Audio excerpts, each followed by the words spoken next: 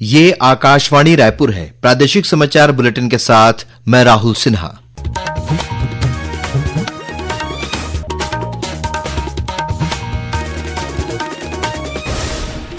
और अब पेश आज के मुख्य समाचार। शराब घोटाले में गिरफ्तार पूर्व मुख्यमंत्री भूपेश बघेल के बेटे चैतन्य बघेल को आज ईडी ने फिर से विशेष न्यायालय में पेश किया। कोर्ट ने चैतन्य को 14 दिन की न्यायिक रिमांड पर जेल भेजा। ईडी की कार्रवाई के विरोध में आज कांग्रेस ने प्रदेश के विभिन्न संभागीय मुख्यालयों में चक्का जाम किया। छत्तीसगढ़ उच्च न्यायालय ने औद्योगिक प्रदूषण पर रोक लगाने संबंधी याचिका पर सुनवाई करते हुए राज्य शासन को 60 उद्योगों की दोबारा जांच करने के निर्देश दिए और नकली दवाओं और प्रसाधन सामग्री के खिलाफ अभियान चलाकर राज्य के विभिन्न जिलों में खाद्य और औषधि विभाग की टीमों ने 170 संस्थानों में मारे छापे। अब समाचार विस्तार से।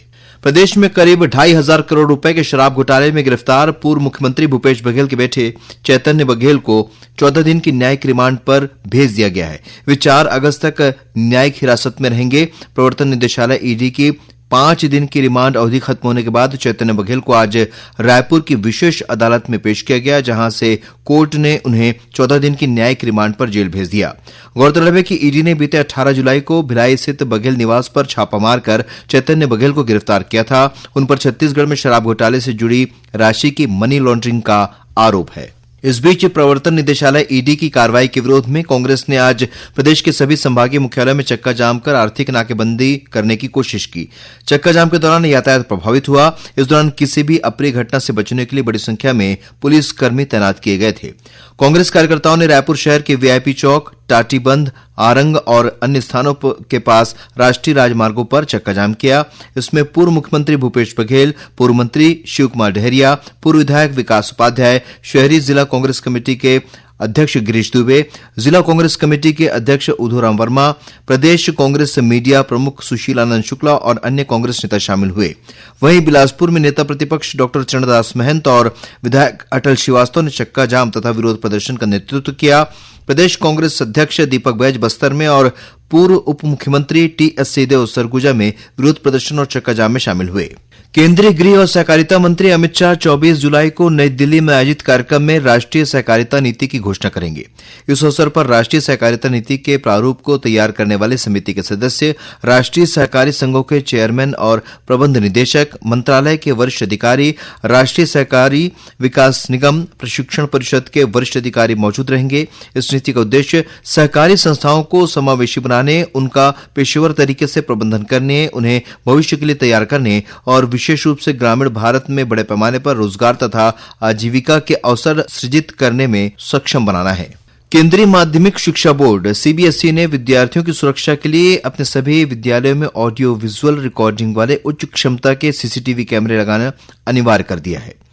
नए मानदंडों के अनुसार प्रवेश और निकास द्वार, गलियारों, सीढ़ियों, कक्षाओं, प्रयोगशालाओं, पुस्तकालयों, कैंटीनों और खेल के मैदानों तथा अन्य सामान्य क्षेत्रों में कैमरे लगाए जाएंगे। स्कूलों से कहा गया है कि सिर्फ शौचालय छोड़कर सभी स्थानों पर सुरक्षा की दृष्टि से कैमरे लगाए जाएं।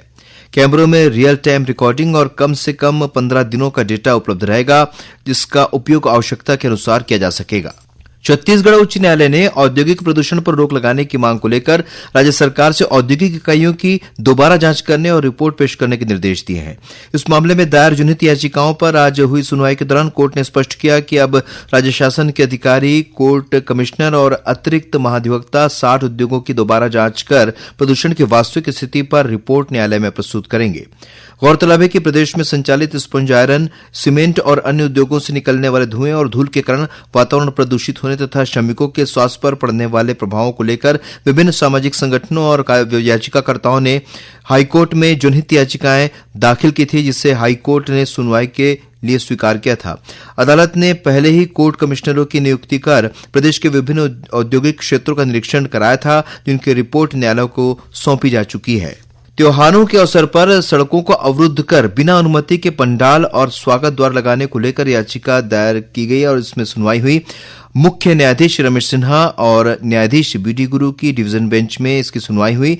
राज्य शासन ने न्यायालय से नए दिशा निर्देशों के लिए अतिरिक्त समय मांगा।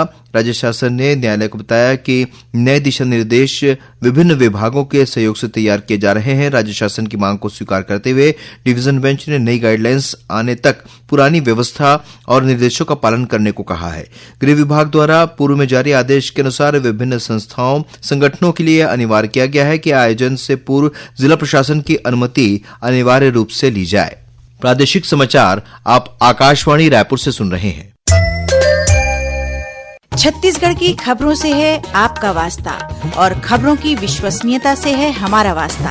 आकाशवाणी समाचार रायपुर के प्रादेशिक समाचार बुलेटिन के साथ ही हमारे समसामयिक कार्यक्रम आप रेडियो के अलावा अपने मोबाइल पर भी सुन सकते हैं। आकाशवाणी समाचार फेसबुक, ट्विटर और यूट्यूब पर भी उपलब्ध है। हमारा Facebook page Chhattisgarh news on AIR, Twitter handle CGAIR news और हमारा यूट्यूब चैनल है छत्तीसगढ़ AIR न्यूज। तो अब रेडियो के साथ ही आपके मोबाइल के जरिए भी हम पहुंच रहे हैं आप तक। छत्तीसगढ़ की हर खबर के लिए सुनते रहिए आकाशवाणी समाचार। और अब आगे बढ़ते हैं बाकी के समाचारों की ओर। खाद्य और औषधि प्रशासन विभाग द्वारा नकली प्रसाधन सामग्री और नशीली दवाओं के खिलाफ कार्रवाई की जा रही है। अभियान के तहत राज्य के सभी जिलों में तैनात औषधि निरीक्षकों की टीम ने 170 संस्थानों में छापेमारी कर आवश्यक नमूने एकत्रित किए और नियमानुसार कार्रवाई की। रायपुर जिले में ड्रग विभाग की टीम द्वारा भाटा गांव और गुड़ियारी स्थित दुकानों पर छापा मारते हुए बिना लाइसेंस के बनाए जा रहे फिनाइल, साबुन और हैंड वॉश उत्पादों को जब्त किया गया है, जिसकी कीमत 6 लाख रुपए से अधिक है। वहीं डूमरतराई स्थित औषधि वाटिका में नशीली दवाओं की जांच की गई, जहां एक दुकान में नारकोटिक दवाओं के रिकॉर्ड और रजिस्टर में अनियमितताएं पाई गई हैं। निरीक्षण के दौरान कुछ फर्जी प्रिस्क्रिप्शन भी बरामद हुए, जिसके आधार पर संबंधित फर्म को नोटिस जारी किया गया है। वहीं बिलासपुर, रायगढ़, मुंगेली, धमतरी, कबीरधाम, जांजगीर चांपा, जशपुर, कांकेर और बेमेतरा जिलों में भी छापेमारी कर आवश्यक नमूने एकत्र किए गए हैं। इसी तरह खाद्य और औषधि प्रशासन विभाग की टीम द्वारा मिठाइयों और अन्य खाद्य पदार्थों की गुणवत्ता सुनिश्चित करने के लिए विभिन्न जिलों में लगातार जांच अभियान चलाया जा रहा है। इसी कड़ी में सिमगा और भाटापारा की कई दुकानों में खाद्य पदार्थों की जांच की गई।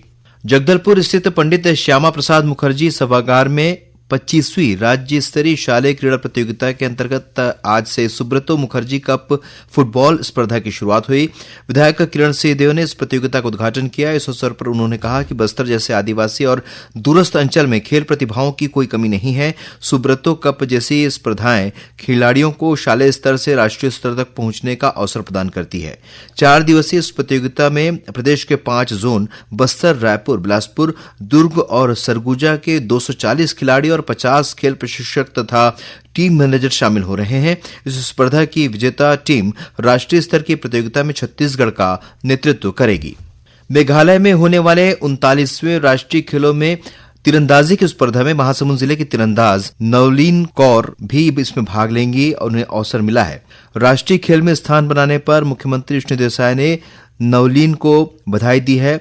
उन्होंने कहा है कि प्रदेश के हर खिलाड़ी को उसकी मेहनत, लगन और क्षमता के अनुरूप अवसर, संसाधन और मंच उपलब्ध कराया जाएगा। नवलीन ने इस वर्ष फरवरी में आयोजित राज्य स्तरीय प्रतियोगिता में स्वर्ण पदक जीता था। वर्ष 2018 में नवलीन ने बागबाहरा स्थित बिहाझर बालाश्रम में तीरंदाजी का प्रशिक्षण शुरू किया और महासमुंद जिले की पहली महिला तीरंदाज बनी। और अब पेश है मौसम का हाल। मौसम विभाग के अनुसार प्रदेश में कल अधिकांश स्थानों पर हल्की से मध्यम वर्षा होने तथा गरज चमक के साथ छींटे पड़ने की संभावना है। मौसम विज्ञानी HP चंद्रा ने आकाशवाणी समाचार को बताया कि एक ऊपरी हवा का घेरा दक्षिण छत्तीसगढ़ और उसके आसपास बना हुआ है। इसके अगले 48 घंटों में एक कम दबाव का क्षेत्र बनने की संभावना है। श्री चंद्रा ने बताया कि इसके असर से कल दक्षिण छत्तीसगढ़ के कुछ जिलों में भारी वर्षा होने और आकाशीय बिजली गिरने की आशंका है। प्रदेश में अगले 24 घंटे में हल्की मध्यम वर्षा अधिकांश स्थानों पर होने की संभावना है। प्रदेश में 1-2 स्थानों पर गरज चमक के साथ वज्रपात होने और भारी वर्षा होने का संभावना है। भारी वर्षा का क्षेत्र मुख्यतः दक्षिण छत्तीसगढ़ के जिले संभावित है।